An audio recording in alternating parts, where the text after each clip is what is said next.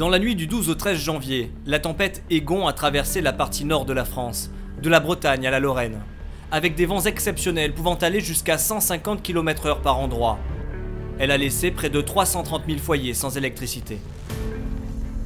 Philippe Montloubou, président du directoire d'Enedis, est venu suivre les opérations de réparation en Normandie. Il y a une cellule de crise nationale depuis hier matin 7 h, de manière à ce que là encore, la coordination, la réactivité, l'engagement et la sécurité, la prévention soient pleinement assurées. Au PC régional de Rouen, on organise le travail des équipes pour réparer le réseau et réalimenter les clients au plus vite. Alors d'abord 100 000 clients, c'est très rare quand même, hein. 100 000 clients coupés, il y a la proximité de Paris, il y a le fait que tous les départements soient touchés, donc on a eu beaucoup de reportages. Une opération comme celle-là, typiquement par rapport à l'incident qu'on a eu là, oui, d'ici 2 heures, c'est réparé. Cette couverture médiatique a permis de mettre en avant l'engagement d'Enedis pour remplir ses missions de service public et de valoriser l'efficacité de la FIR. Plus de 3500 techniciens sont mobilisés, venus de 10 régions différentes. Dieppe, samedi matin, 7 h. Les volontaires venus d'Île-de-France sont prêts à partir en intervention. Un départ qui ne se fait pas sans un point sur les particularités du terrain. Les supports ne sont pas obligatoirement en bon état.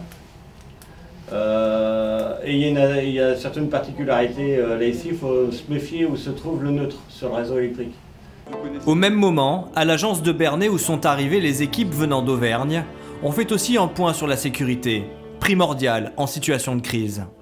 Bon, au point de vue sécurité, s'il faut choisir entre gagner 5 minutes et faire le boulot comme il doit être fait, on fait le boulot comme il doit être fait en prenant le temps. Les équipes partent, séparées en plusieurs groupes selon les chantiers à réaliser.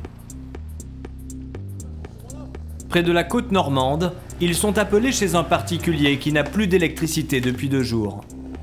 Il y a un arbre du client qui est tombé sur son branchement, qu'il a complètement arraché au niveau du réseau. Et donc ce qu'on va faire, c'est qu'on va le retendre le câble et voir si on peut le raccrocher, sinon le changer. Dans les terres, sous une pluie battante, on change une structure qui a cédé sous le poids d'une branche tombée. En fait, la ferrure là-haut, elle est tordue. Il y a un bras qui s'est coupé. Donc faire attention en la défaisant, bien maîtriser pour déjà que personne ne soit en dessous, bien contrôler sa descente. Il y a des missions plus dangereuses que d'autres. Ici, il s'agit d'un câble haute tension arraché par un arbre dans un champ près de Dieppe. C'est du 20 000 volts, c'est du câble en cuivre.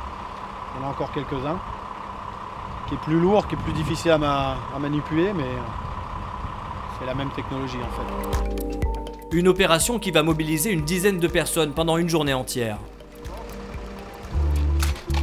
Grâce à la forte mobilisation des équipes d'Enedis et des entreprises partenaires, dès le samedi soir, la quasi-totalité des clients avait été réalimentés. Une mission réussie pour les agents de la FIR.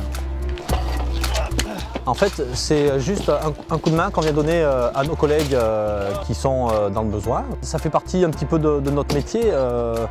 Les pompiers, pourquoi est-ce que les pompiers vont donner des coups de main? C'est un peu pareil. Et l'entreprise, elle met tout en marche pour que ça aille le plus vite possible et c'est ce qu'on fait.